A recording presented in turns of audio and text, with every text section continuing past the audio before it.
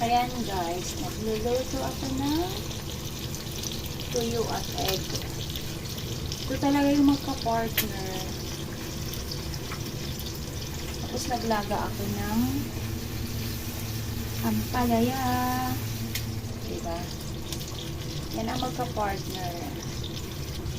So, kailangan natin baliktarin.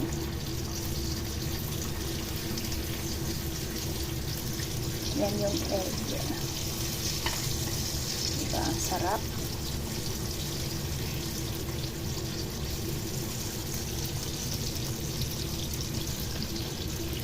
Ayan, nabaliktad na ang tuyo.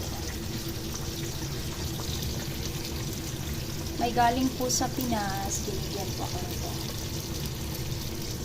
Sarap.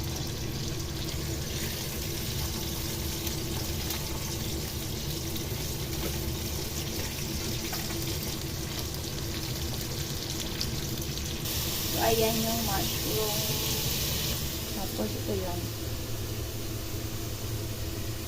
Yan yung aking ulam for today. Sarap kasi may tuyo.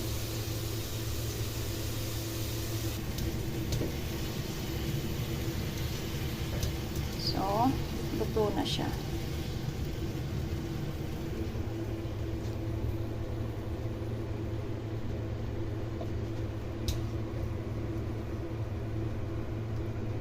Ayan.